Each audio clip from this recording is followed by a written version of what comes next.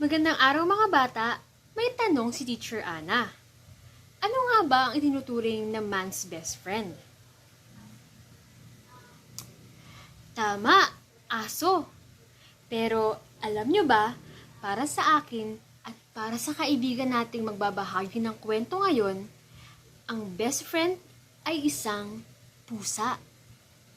Handa na ba kayong marinig ang kwento?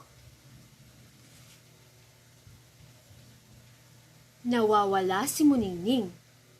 Kwento ni Michael M. Coroza, guhit ni Tocquwa Peña, Florida, at inilathala ng Adarna House Publishing. Nawawala si Muningning. Itong aking si Muningning, sa umaga pagkagising, ang balahibong abuhin, ikinikiskis sa akin. Yaw! Yaw! Sa paa ko, ang mabilog na mukha'y ikinukuskus, saka ipinupulupot ang mahaba niyang buntot. Yaw! Yaw! Sadyang nakakakiliti. Simangot ko'y napapawi. At hanggang tumanghali, hanggang tenga ang ngiti. Ngunit, ang kanyang ngiyaw, minsa'y nakakabulahaw. Minsan, ako'y nag-aaral. Ano ba yan, Muningning? Ang ingay-ingay mo naman. Siya'y aking nabulyawan.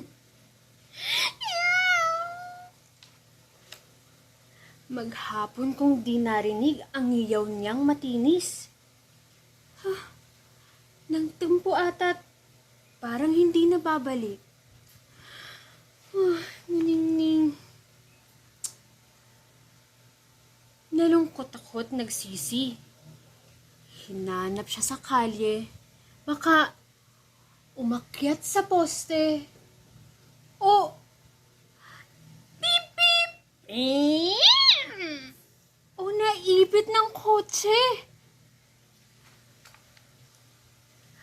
O baka pumara ng bus at nakarating sa lungsod, sa trapiko ng mabugnot. May nakalmot. Baka naman nagpahabol sa ibong tweet, tweet, tweet, tweet, tweet, tweet, tweet, tweet, tweet, tweet. Patakbong tumalon-talon at di napansing meron palang manhole. O baka nagawi sa ilog sa may gawaan ng balot at sa gutom ay dinukot yung itlog ng may itlog. Balot! Balot! Baloy! Pusa ka, ba't mo ninakaw ang aking itlog? O di kaya naman napatawid sa tulay. Baka natanaw ang tambay. Naku! Baka inihaw o ginawa ng siopaw. Ahay! Napakasarap naman ng siopaw. Siopaw, siomyaw, siomyaw, meow, meow, meow. O baka, ay, di sana makasagupa ng dagang sisiga-siga. Oy pusa, siga ka ba?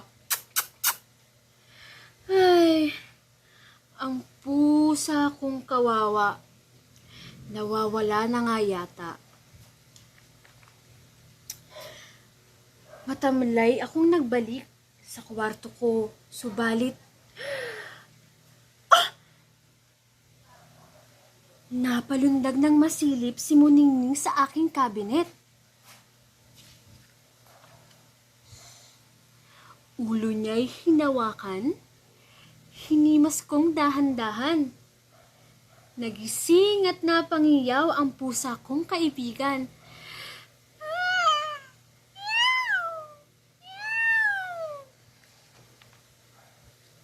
Sa kamay ko, ang mabilog na muka ay ikinuskos at saka ipinilupot ang mahaba niyang buntot.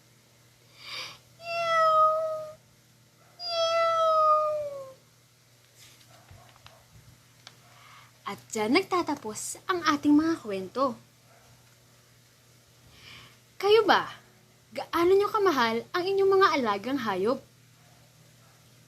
Hanggang sa susunod na kwentuhan, paalam!